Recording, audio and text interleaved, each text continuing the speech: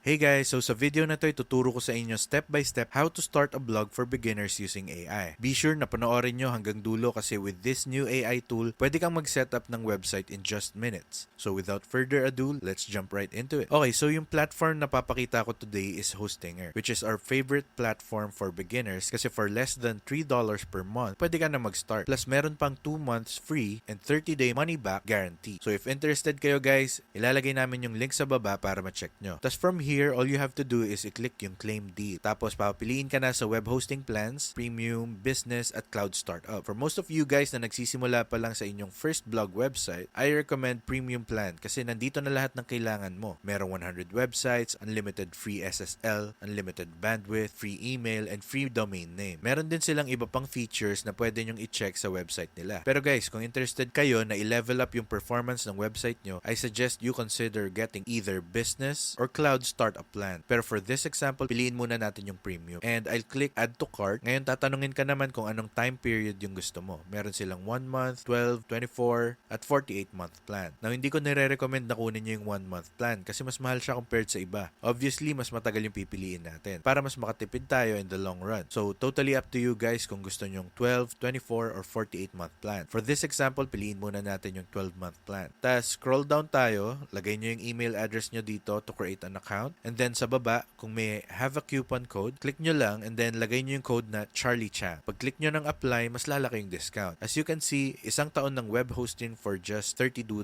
Guys, sobrang insane deal nito. Kung total beginner kayo at gusto nyo gumawa ng 100 websites for just $30, again, click nyo lang yung link sa baba and use the coupon code Charlie Chang para mas malaki yung discount nyo. Pero yun, after nyan, go ahead and type your details and click submit secure payment. Basically, once na matapos nyo yan and nakalogin na kayo sa Hostinger account nyo, mapupunta kayo sa dashboard. Dito pwede nyong i-claim yung free domain name nyo. So, i-click natin yung claim domain right here. Sobrang simple lang guys. All you have to do is ilagay yung desired domain name nyo and i-check kung available. For this example, lagay natin Startupwise AI blog. Tapos change from .net to .com. I'll check the availability and ayos, available siya. So, claim na natin yung domain. Once matapos nyo yung registration, active na yung domain. Pagbalik sa home, makikita nyo under setup, dapat meron na kayong premium web hosting. Just go ahead and click setup. Tapos mapupunta kayo sa guide setup nila. So, click nyo lang yung start now, tapos create a new website. And dito, pwede na kayong pumili ng platform. Pwede kayong pumili between WordPress or Hostinger Builder with AI. For this example, piliin natin yung Hostinger Builder with AI kasi sobrang bilis niyan. As in, pwede kang makapag-setup ng website in just minutes. So, select natin yan. Lagay natin yung domain name na napili ko. Click select. And ito na yung fun part. Hahayaan natin si AI na gumawa ng website within minutes. Click nyo lang create with AI. All you have to do is ilagay yung brand name, website type, at quick description. Mabilis lang. Ako nilagay ko Startupwise AI blog as the brand name. For website type, pwede kang pumili ng mga options like online store, blog, business showcase, portfolio, or other. Obviously, for this example, blog yung piliin natin. Tas maikling description lang para i-describe yung project or brand mo in a few sentences. From there, all I have to do is click yung create your website. And yan na guys, mag-i-start na siya agad. Okay, cool. So, ngayon, ready na yung website ko. Guys, that took like 20 seconds lang. As you can see, meron na siyang nagawang full template for me. Meron pang mga blog posts na specific sa brand na dinefine ko. And yeah, kung di ko bet yung template, pwede akong pumili doon sa dalawa pa. Pwede rin pumunta sa style section para pumili ng ibang font at color palette. Dito naman sa pages, right now, meron lang home at blog page. Pero kung gusto nyo, pwedeng mag-add ng new page. Kunwari, gusto kong mag-add ng contact page. Select natin dito, tapos tatanungin tayo kung aling template yung gusto natin. Piliin natin tong isa. Cool. So, ngayon, meron na tayo ng page na yan. Kunwari, gusto kong mag-add ng isa pang page. Balik tayo dito,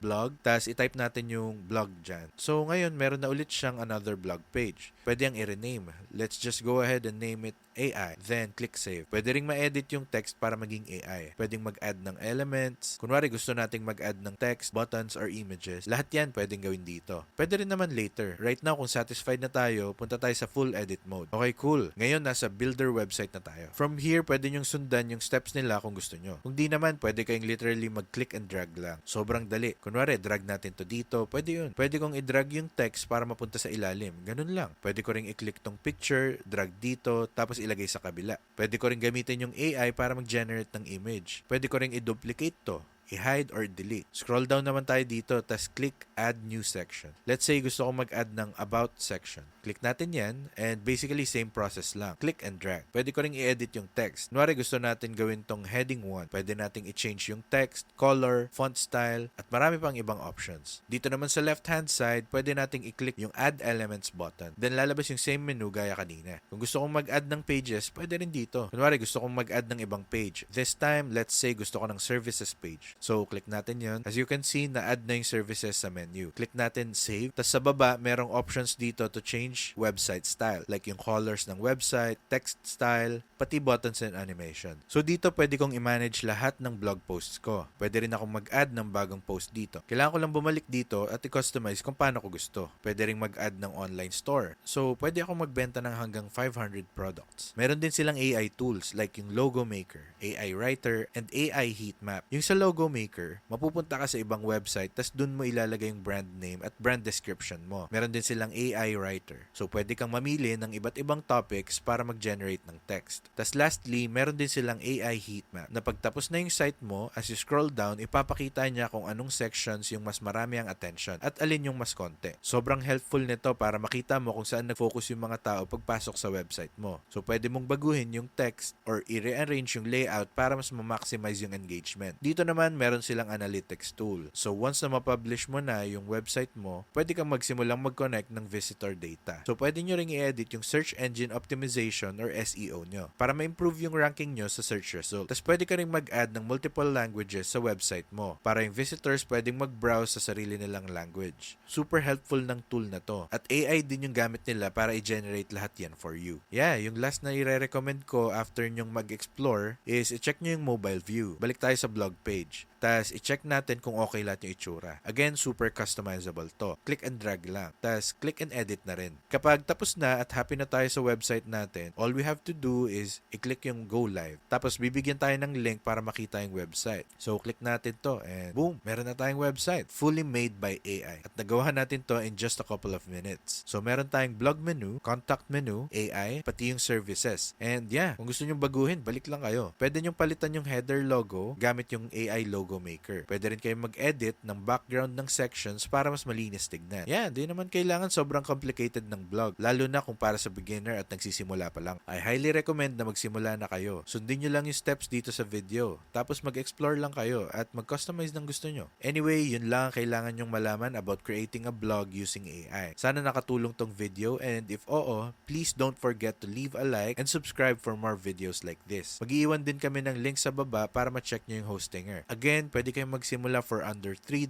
per month. Kung gagamitin nyo yung code na Charlie Chang, mas lalaki pa yung discount. Kung interested kayong matuto pa about how to build a website, marami kaming other videos sa channel na to. Yeah, thank you so much sa time nyo, and takits sa next video.